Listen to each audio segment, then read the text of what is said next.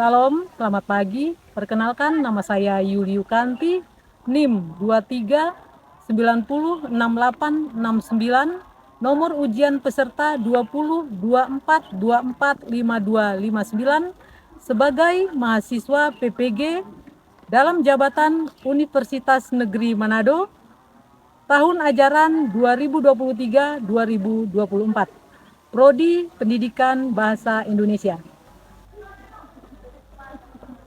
Hari ini, 1 Maret 2024, saya akan melaksanakan video pembelajaran sebagai persyaratan UKIN Uji Kinerja PPG dalam jabatan tahun ajaran 2024, gelombang 1 kategori 3 di LPTK Universitas Negeri Manado. Mari ikuti kegiatan saya pada pagi hari ini.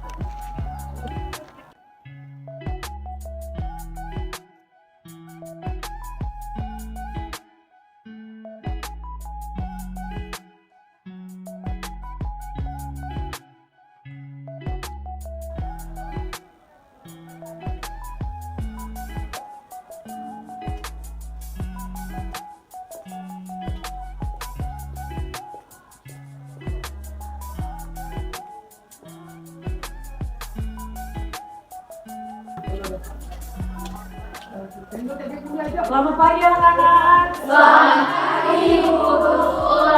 Semangat. Semangat, semangat, semangat. Tetap semangat, luar biasa, sinergi. Yeah. Semua berdiri. Berikan salam. Selamat pagi Bu Guru. Selamat pagi, silakan duduk.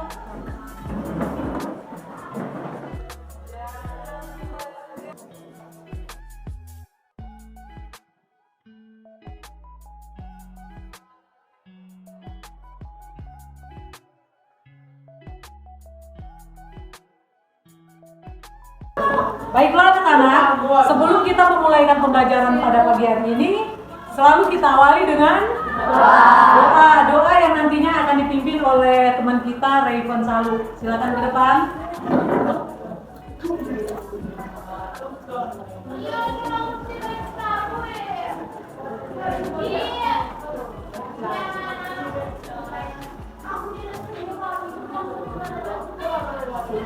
Kita berdoa, izinkan saya berdoa menurut kepercayaan dan agama saya, Kristen Protestan Malaysia.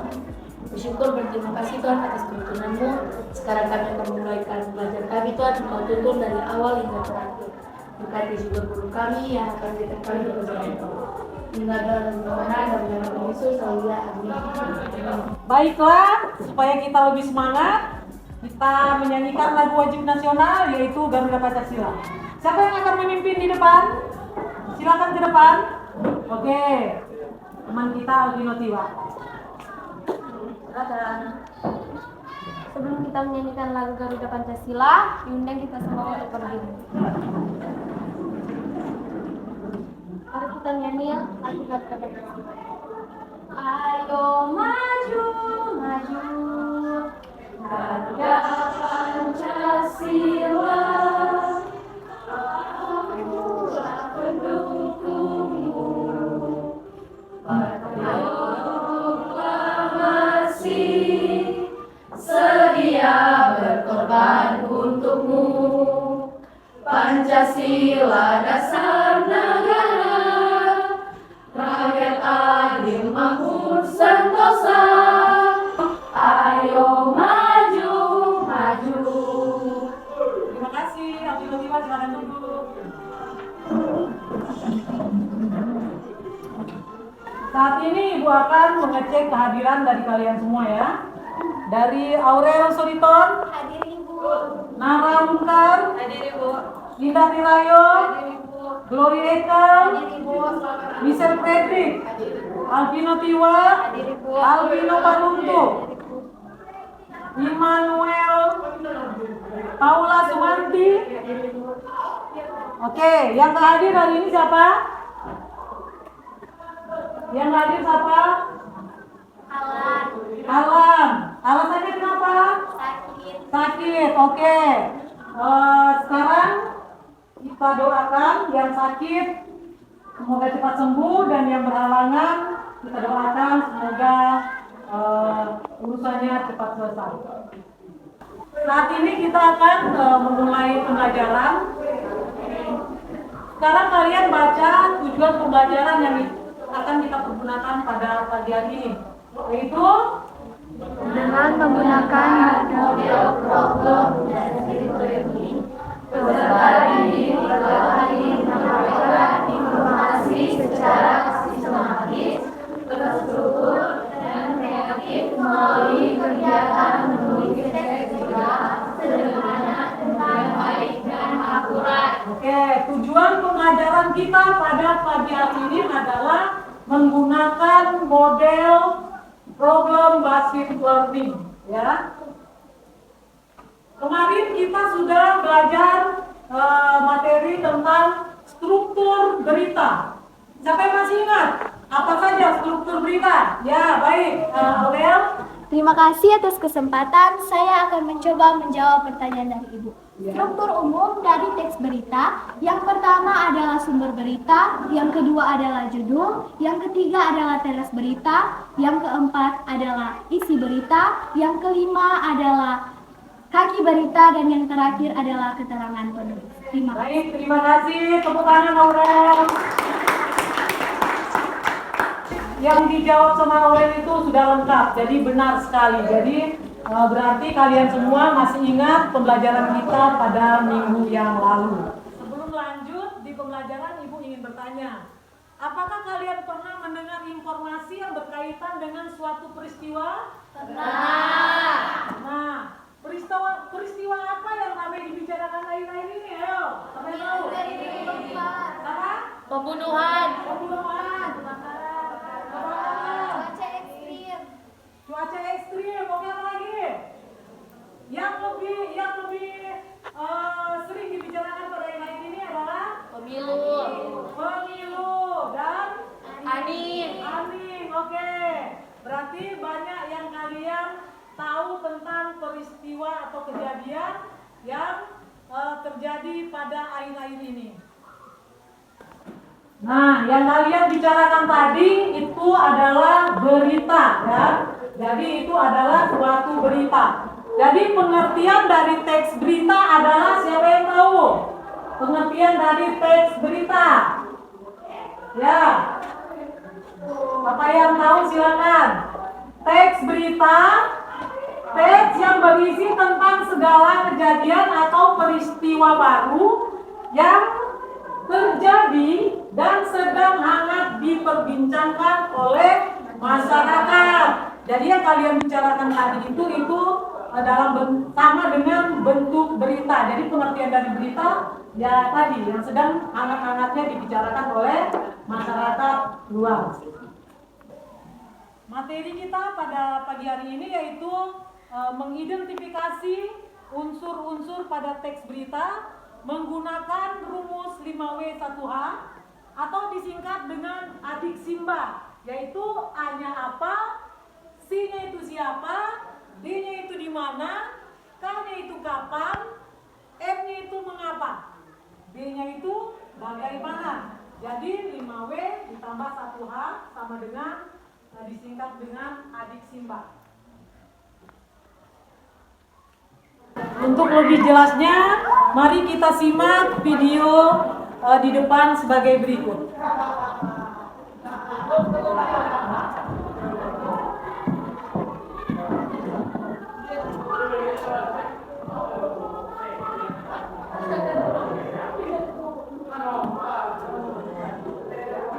Oke, kalian perhatikan.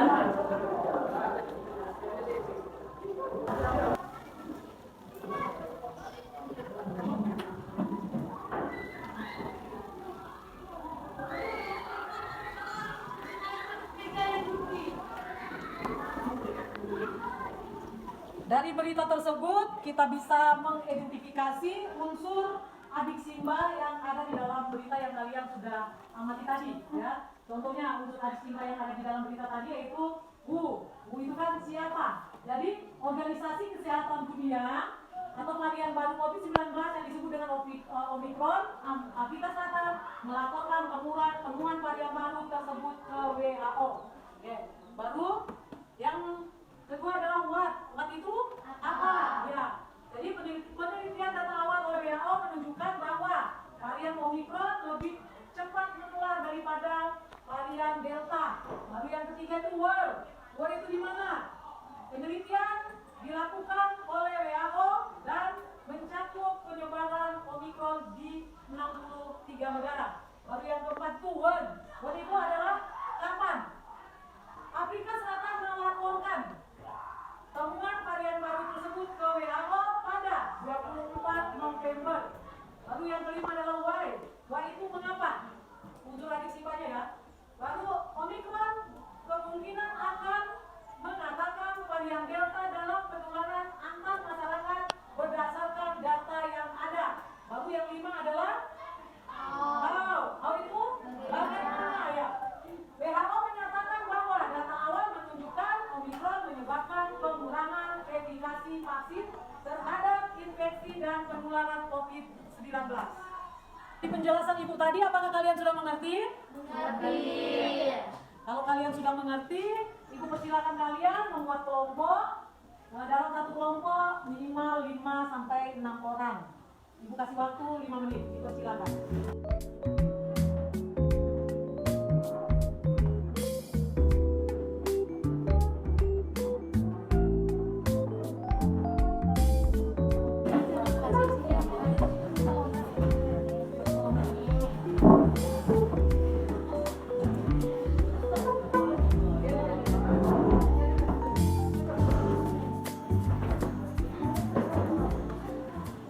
Sudah buat kelompok? Sudah.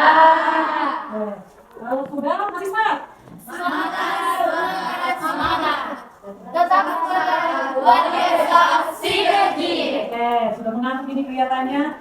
Nah, sekarang kalian silakan berdiskusi, membuat sebuah berita tentang apa yang kalian dengar, kalian lihat, kalian ketahui di sekeliling kalian, atau yang kalian lihat di televisi pada pemberitaan akhir-akhir ini. Dipersilakan untuk berdiskusi kelompok.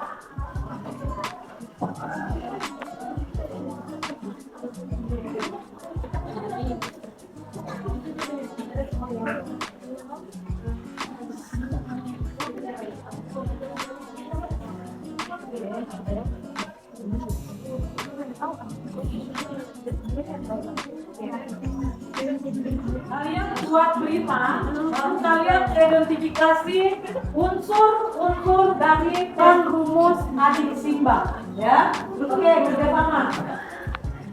Silakan kalian boleh lihat gawai, karena pembelajaran kita ini berbantu media ya. Jadi Ibu persilakan kalian lihat gawai. Ya.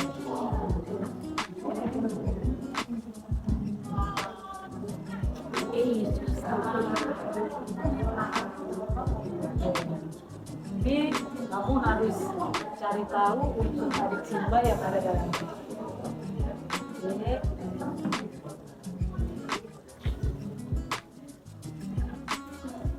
Ya. Boleh menggunakan gawai karena model pembelajaran kita kan berbasis media. Ya, jadi silakan buka gawai boleh. Yang penting ada jadi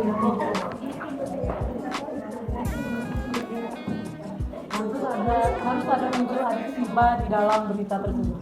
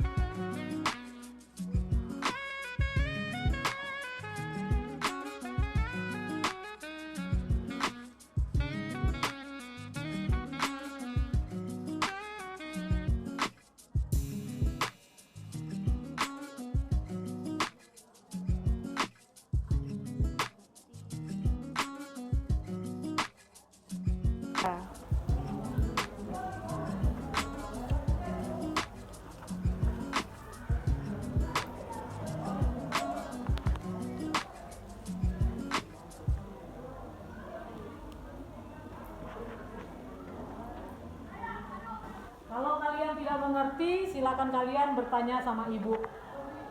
Apa yang tidak kalian pahami di dalam ibu menjelaskan tadi?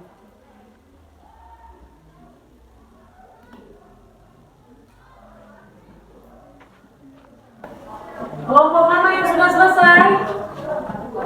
Oh, sudah selesai semua. Sekarang kita akan mempresentasikan, tapi memulai dengan kelompok A. Dipersilakan.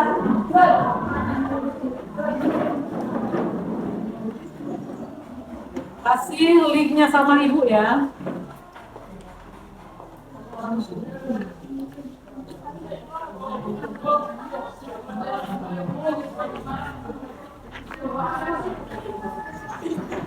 Dan baca berita kalian.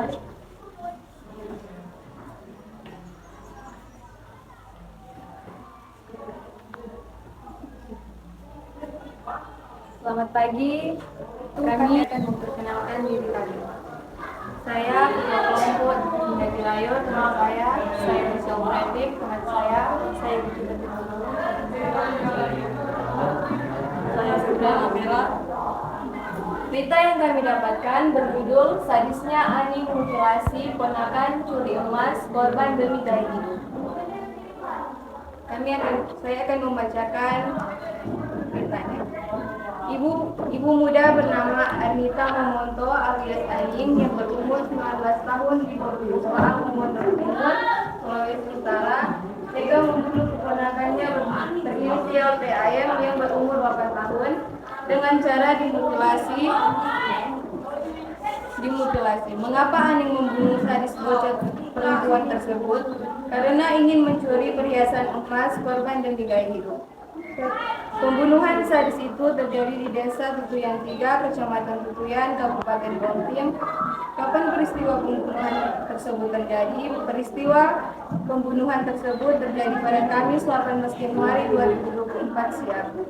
Kasat Reskrim AKP Denny Tampenawas menegaskan pelaku dan keluarga korban tidak memiliki konflik. Kapolres Kaltim AKBP Sugeng Setio Budi mengatakan pelaku telah merencanakan pembunuhan tersebut. Hal ini dilakukan agar niatnya mengambil perhiasan korban berjalan mulus. Pembunuhan tersebut sudah direncanakan sebelumnya agar pelaku dapat mengambil perhiasan emas tanpa diketahui orang lain. Pelaku kemudian menjual emas tulian dari korban ke toko emas pada Kamis 18 Januari. Berdasarkan keterangan saksi dari penjaga toko emas, perhiasan itu dijual pelaku dengan harga Rp3.670.000. Menurut saksi, ada seorang ibu berambut pirang tidak dikenal dengan membawa seorang anak balita laki-laki sekitar jam 12.30. Membawa kalung emas dan sudah dijual seharga Rp3.670.000. Baiklah, saya akan mengidentifikasi unsur adik Simba yang ada dalam berita tersebut. Unsur adik Simba yang pertama terdapat dalam kalimat, mengapa Ani membunuh sadis anak perempuan tersebut? Dan kedua, unsur adik Simba terdapat dalam kalimat, kapan peristiwa pembunuhan tersebut terjadi?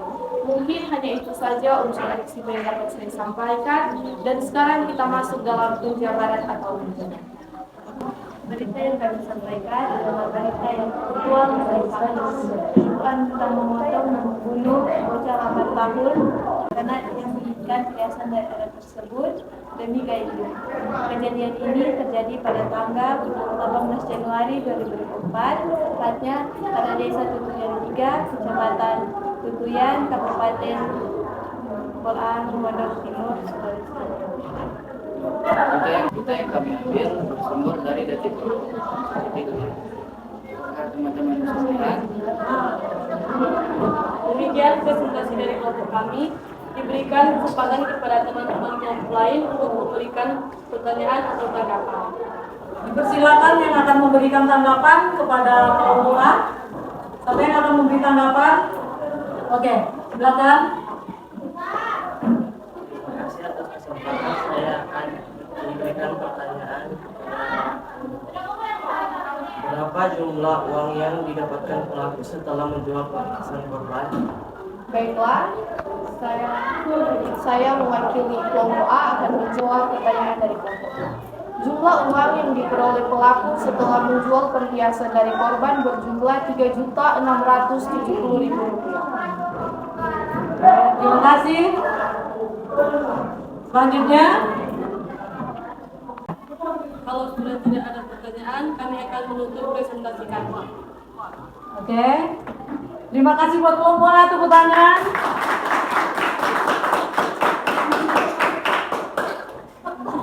Selanjutnya kelompok mana yang akan presentasi?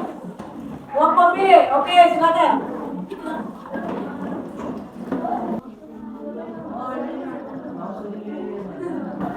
Selamat pagi, terima kasih atas kesempatan yang diberikan kepada kami KPB untuk mempresentasikan hasil kami. Namun sebelum itu, izinkanlah kami memperkenalkan diri. Nama saya Yohansi Teguh dan teman saya Tina Roka dan teman saya. Glory Ekel dan teman saya.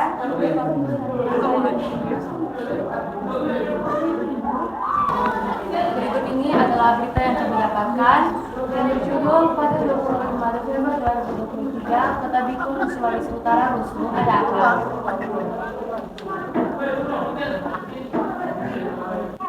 Kota pelabuhan utama di Sulawesi Utara yang dikenal sebagai kota yang damai ini tiba-tiba berubah jadi mencekam pada 25 November 2023. Dalam beberapa unggahan video di media sosial, terlihat segerombolan orang mengejar beberapa orang lainnya.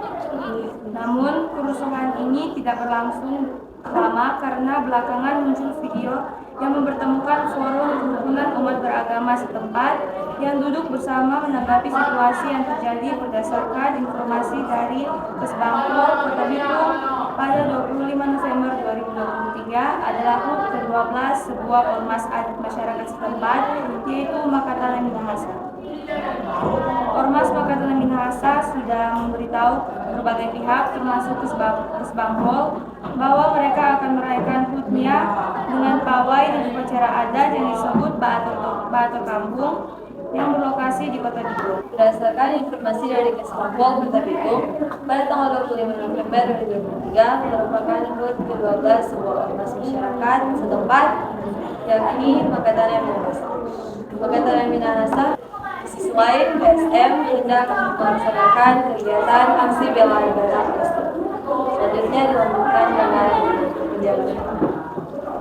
Berita yang kami sampaikan pada saat ini adalah berita faktual atau fakta, yaitu kerusuhan yang terjadi di Kota Bitung, Sulawesi Utara dikarenakan bentrokan antar kedua kubu, yaitu Ormas Makatana Minahasa dan Barisan Solidaritas Muslim pada 1-25 November 2023. Sumber ini kami ambil oleh teman-teman di layar. Sekian persentase kelompok kami, dipersilakan kalau ada kelompok lain untuk memberi pertanyaan kepada kami. Silakan yang akan bertanya kepada kelompok B. Siapa yang akan memberi tanggapan? Oke, silakan. Saya mewakili kelompok A akan bertanya, di mana dan kapan peristiwa itu terjadi? Terima kasih atas kesempatan. Saya akan menjawab pertanyaan dari kelompok A. Kerusuhan terjadi di Kota Bitung, Sulawesi Utara pada tanggal 25 November 2020. Oke, terima kasih. Tepuk tangan.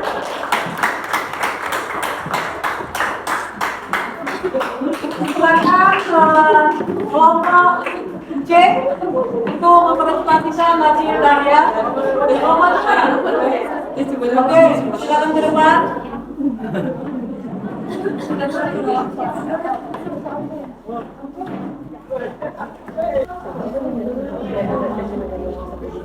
Selamat pagi, terima kasih atas kesempatan. Kami dari kelompok C akan mempresentasikan hasil jumpa kami. Tetapi sebelum itu kami akan memperkenalkan nama anggota kelompok kami.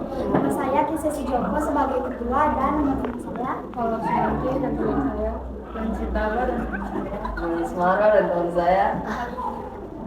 Baiklah, saya akan membacakan hasil berita kami yang berjudul 3 rumah kebakaran di Manado, 1 bayi terjebak dan diselamatkan. Manado terdapat 3 rumah warga Kota Manado, Sulawesi Utara atau Sulut hangus terbakar. 1 balita berusia 2 tahun yang sedang tertidur sempat terjebak saat kebakaran terjadi, namun akhirnya berhasil diselamatkan. Pantauan Detikcom, Kamis tanggal 5 bulan Mei 2022, 1 rumah sudah rata dengan tanah akibat kebakaran yang terjadi di Kelurahan Perkamil, Kecamatan Paaluan. Terlihat 2 rumah lain gedung betonnya masih berdiri, namun atap dari rumah itu telah habis terbakar. Insiden kebakaran ini diketahui terjadi sekitar pukul 9:45 WITA. Sebanyak 4 armada dinas pemadam kebakaran atau damkar Kota Manado yang diterjunkan berhasil memadamkan api pada pukul 11:00 dan yang akan mengidentifikasi dan menjabarkan hasil berita yang telah kami buat akan dijelaskan oleh kedua rumah. Saya akan mengidentifikasikan berita dengan unsur risiko. Baiklah, kejadian tersebut terjadi di Kota Manado, Provinsi Sulawesi Utara, Kelurahan Perkamil, Kecamatan Palua, pada hari Kamis tanggal 5 bulan Mei tahun 2022. Insiden kebakaran ini terjadi sekitar pukul 9:45 WITA. Sebanyak 4 armada dinas pemadam kebakaran atau damkar Kota Manado diluncurkan dan berhasil memadamkan api pada pukul 11 WITA. Sebanyak 3 rumah warga Kota Manado yang terbakar, 1 balita berusia 2 tahun yang sedang tertidur sempat terjebak dalam kebakaran ini namun dapat diselamatkan. Kapolsek Pikala, Ibtu Sofyan Amin mengungkapkan, insiden kebakaran ini diduga karena arus pendek listrik atau korsleting. Saya akan menjabarkan hasil berita. Sumber berita kami ambil dalam Detikcom. Berita yang kami buat merupakan berita yang faktual dan ditulis berdasarkan kenyataan. Demikian presentasi dari kami persilakan kelompok lain untuk menanggapi presentasi dari kami. Silakan kelompok yang akan menanggapi. Demikian presentasi dari kami persilakan kelompok lain untuk menanggapi presentasi dari kami. Dipersilakan. Terima kasih atas kesempatan. Kami dari kelompok D akan bertanya kepada kelompok C, apa yang menyebabkan kebakaran tersebut terjadi? Terima kasih. Silakan untuk menjawab. Terima kasih atas pertanyaan dari kelompok D. Saya akan menjawab pertanyaan dari kelompok D. Kejadian itu terjadi karena arus pendek atau korsleting. Sumber api ini muncul dari rumah pemilik arus Baira. Terima kasih. Demikian Terima kasih. Lanjut. Demikian presentasi dari kami. Terima kasih. Tepuk tangan buat kelompok C. Terima kasih. Selanjutnya kelompok D terakhir.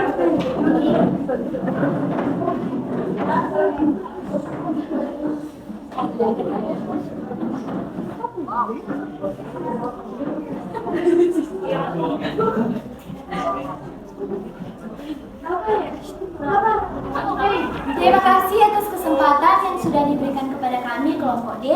Pada saat ini kami akan mempresentasikan hasil dari diskusi kelompok kami. Namun sebelum itu, izinkan kami untuk memperkenalkan diri kami. Perkenalkan, nama saya Aurelia Soriton, saya ketua kelompok dan teman saya. Perkenalkan, nama saya Vinci Umbo. Perkenalkan nama saya Perkenalkan nama saya Regina Ciliwu. Sekarang kami akan membacakan isi dari berita yang sudah kami dapatkan yang berjudul Kebakaran Gunung Bromo. Pada tanggal 6 sampai 15 September 2023 terjadi peristiwa yang menggemparkan masyarakat Indonesia dan media sosial karena tersebarnya berita mengenai kebakaran di Gunung Bromo yang berada di Probolinggo, Jawa Timur. Peristiwa tersebut terjadi karena adanya pasangan yang menikah dan memilih lokasi foto prewedding di Gunung Bromo.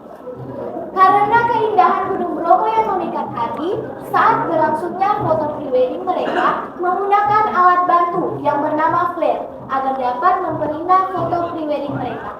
Namun naas, flare tersebut mengakibatkan kebakaran di tempat sesi foto mereka dan menyebar di sekitarnya sehingga mengakibatkan kebakaran yang besar.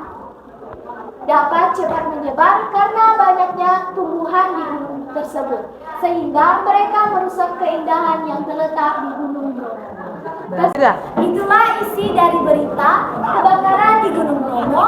Dalam berita tersebut, kami mendapatkan unsur 5W bersatu H atau disingkat Adik Simba. Unsur tersebut akan dibacakan oleh teman saya.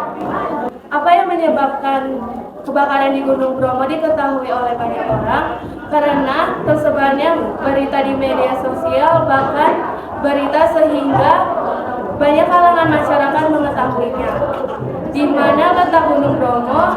Di Probolinggo, Jawa Timur. Kapan terjadinya kebakaran di Gunung Bromo?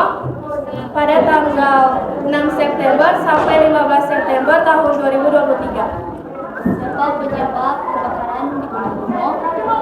Andre Wibowo dan Eka. Kenapa kebakaran di Gunung Bromo cepat menyebar? Karena banyaknya tumbuhan di Gunung Bromo sehingga kebakaran cepat menyebar. Bagaimana terjadinya kebakaran di Gunung Bromo? Pada saat itu ada pesanan yang ingin melakukan building dan menggunakan alat bantu tersebut bergerak dan mengakibatkan keluar unsur Adik Simba dalam Dan yang akan menjabarkan berita yang sudah kami sampaikan adalah rekan saya ini. berita yang kami dapatkan dari Kompas.com, dari berita yang menjadi bahwa berita yang benar-benar terjadi, dan berita yang akurat dan jelas, dan berita yang menarik dan bisa dimengerti oleh banyak orang. Itulah berita yang telah disampaikan oleh kelompok kami. Jika ada tanggapan maupun pertanyaan, dipersilakan. Silakan buat kelompok yang lain yang akan memberi tanggapan, ya, silakan. Kami dari kelompok C ingin bertanya kepada kelompok D. Pertanyaan kami, siapa yang ditetapkan sebagai tersangka pada kebakaran di Gunung Bromo? Terima kasih pertanyaan dari kelompok C yang telah memberikan pertanyaan. Sekarang kelompok kami akan menjawab. Tersangka yang ditetapkan oleh Polres Probolinggo ada 2 orang, yaitu Andri Wibowo dan Eka Wardana. Apakah sudah jelas? Oke, baik. Terima kasih kelompok D. Silakan duduk. Presentasi dari kami kelompok D, kami anggota kelompok mengucapkan terima kasih. Terima kasih. Silakan duduk.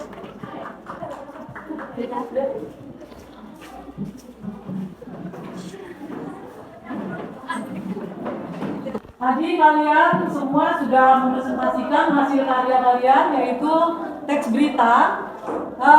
Ibu mau bertanya, di antara 4 kelompok ini yang menurut kalian bagus, yang kelompok mana? Kelompok mana? Kelompok mana? Kelompok C. Menurut ibu kelompok C bagus, tapi semua sudah bagus. Ya, tapi nanti berikut kalian harus lebih bagus dari yang kalian tampilkan tadi. Ya, kalian mengerti? Baik. Kalau kalian sudah mengerti, giliran ibu sekarang bertanya. Ya, yang ingin ibu tanyakan adalah bagaimana Anda mengidentifikasi unsur-unsur 5W1H atau Adik Simba dalam kasus yang dihadirkan di dalam teks berita yang Anda bacakan tadi. Ya, siapa yang bisa jawab? Oke. Febrian Momera, persilakan. Saya mengidentifikasikan unsur-unsur 5W1H dengan mulai dari pemahaman mendalam terhadap kasus yang diberikan. Saya menanyakan siapa yang terlibat, apa yang terjadi, kapan peristiwa tersebut terjadi, di mana lokasinya, mengapa kejadian tersebut terjadi, dan bagaimana hal tersebut bisa terjadi. Ini membantu saya memahami inti informasi dan menyusun berita dengan kerangka yang komprehensif. Oke, terima kasih Febrian. Kasih tepuk tangan. Jawaban biar kamera tepat sekali ya. Jadi dia mengidentifikasi 5W1H dengan memulai dari pemahaman dari berita yang dia sajikan tadi. Oke, pertanyaan kedua yaitu apakah pembelajaran ini dapat meningkatkan pemahaman Anda tentang konteks dan dampak dari suatu peristiwa dalam pembuatan berita? Siapa yang menjawab? Oke, Aurel, silakan. Pembelajaran ini memberikan konteks dunia nyata untuk memahami unsur-unsur berita. Saya tidak hanya belajar fakta-fakta dasar, tetapi juga mengenali konteks dan dampak peristiwa tersebut. Saya dapat mengartikan unsur-unsur berita dengan situasi kehidupan sehari-hari yang memperdalam pemahaman saya tentang bagaimana peristiwa dapat mempengaruhi masyarakat, mengapa berita tersebut penting untuk disampaikan. Oke, terima kasih Aurel untuk anak-anak. Berarti kalian sudah memahami, sudah mengerti tentang unsur-unsur teks berita dalam pembelajaran pada pagi hari ini. Setelah kita memahami pembelajaran pada pagi hari ini, siapa di antara kalian yang bisa menyimpulkan tentang materi kita pada pagi hari ini? Siapa yang bisa menyimpulkan? Iya, oke, silakan Yemima.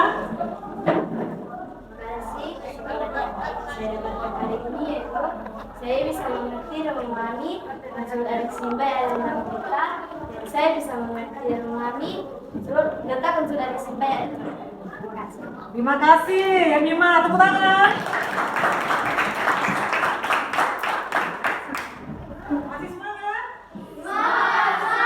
Semangat, tetap semangat, luar biasa, sinergi.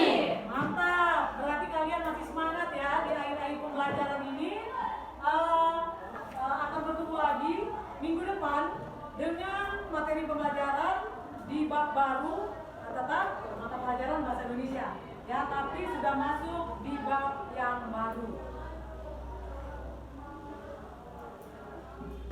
Kita akan mengakhiri pembelajaran kita pada pagi hari ini.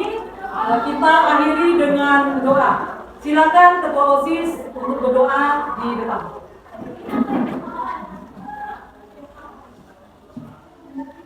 Sebelum kita berdoa di dalam diri,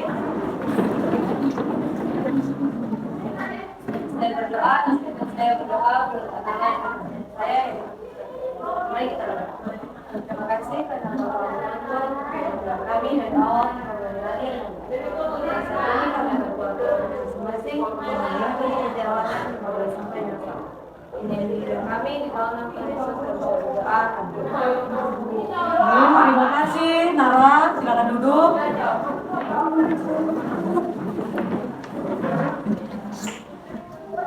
Sebelum kita menutup pembelajaran kita pada pagi hari ini, kita ice breaking dulu biar semangat, oke? Ice breaking mulai. Senyum, salam, sapa, sukses, surga, amin. Semangat, semangat, semangat, tetap semangat, luar biasa, sinergi. Oke, terima kasih.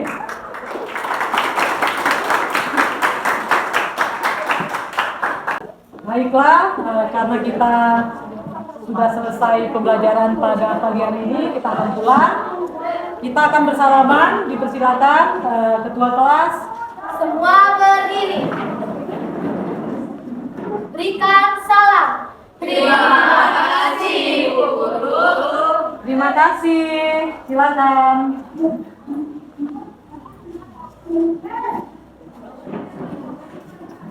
Pulang.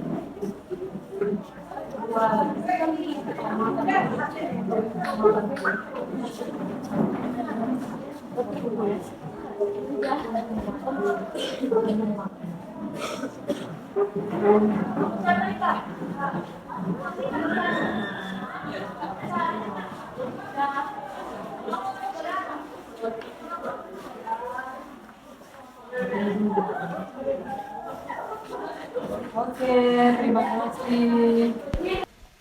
Itulah praktik pembelajaran UKIN yang telah saya laksanakan pada pagi hari ini. Saya ucapkan banyak terima kasih dan selamat pagi.